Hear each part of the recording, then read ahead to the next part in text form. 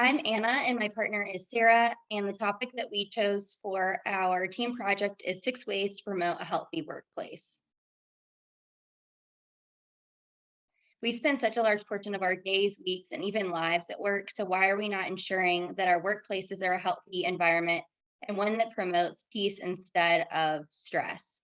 A healthy workplace is so important because it causes a trickle-down effect. This means that it doesn't just affect employees and employers, it also affects other aspects of life and society as well. A healthy workplace leads to happy and healthy employees, a healthier overall organization, and even better business success. In this presentation, we are going to discuss the importance of a healthy workplace, 6 ways in which to make a workplace a healthy one, and how you can make a difference in your workplace and contribute to a healthy workplace environment. Like I said before, a healthy workplace is so important.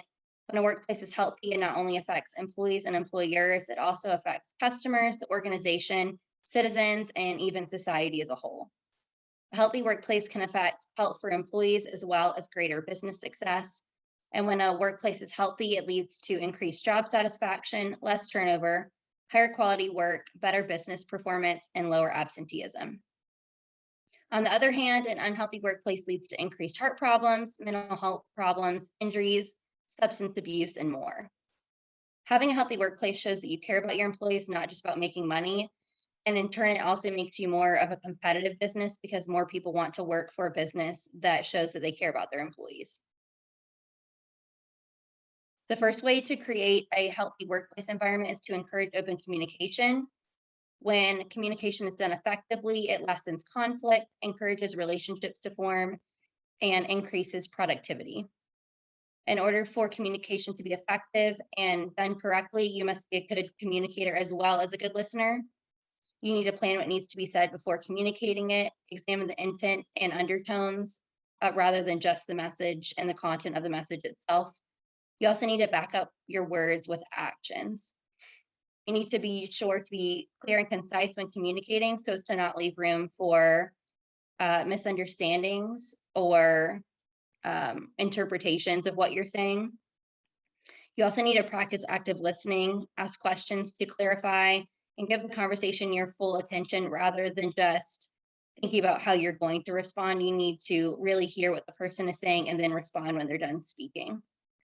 Finally, you need to ensure that the workplace is safe for all ideas and opinions so that everyone feels comfortable contributing.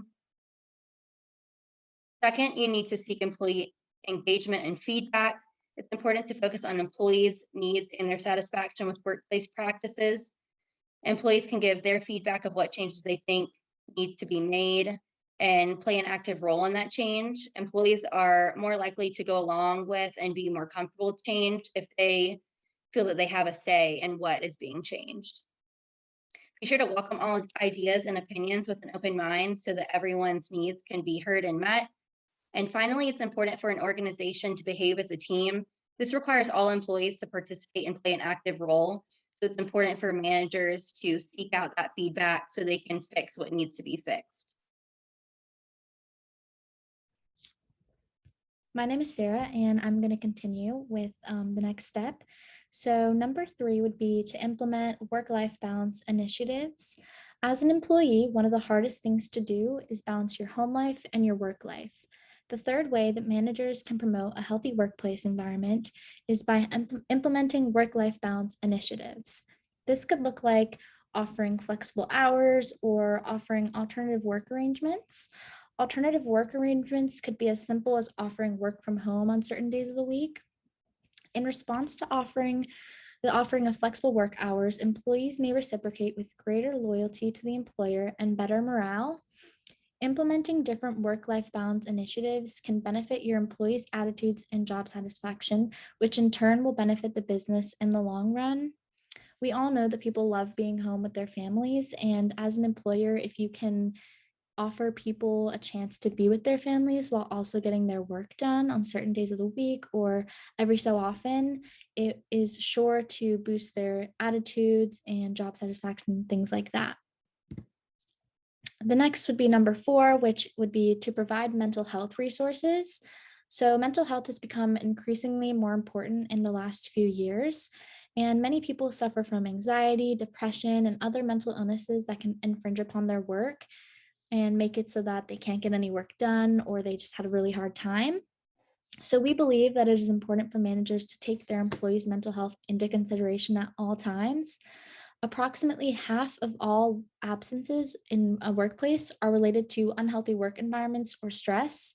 And by keeping the workplace healthy, managers can eliminate extra stress that could be keeping their employees from doing their best work, and in turn can boost productivity and attendance. I know personally that mental health is very important, and I really appreciate it when my professors take that into consideration, and especially my employers. So this is definitely something that's super important for employers to keep in mind. Number 5 would be to focus on company culture. So, according to Harvard Business Review, culture is the set of processes in an organization that affects the total motivation of its people. A positive company culture is vital to a healthy workplace.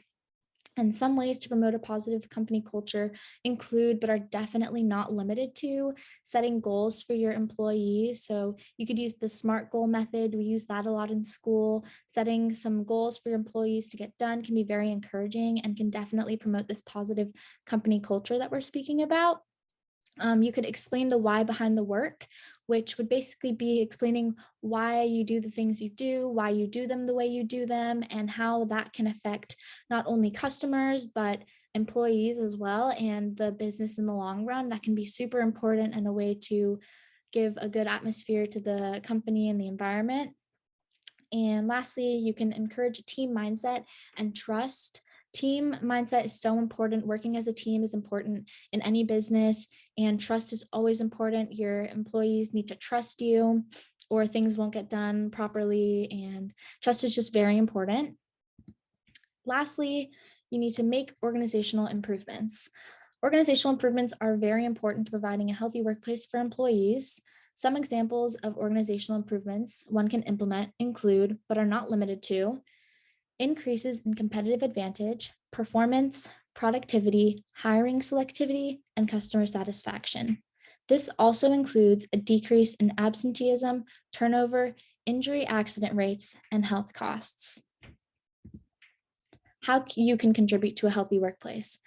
So there are many ways that one can contribute to a healthy workplace, whether you're an employee or a manager. And by implementing the steps that we've provided, you're sure to have a workplace where not only you, but your employees are happy and content.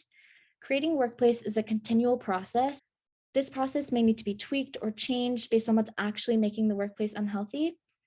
Creating a healthy workplace begins with you, and you must continually ask yourself if you're helping or inhibiting a healthy workplace environment.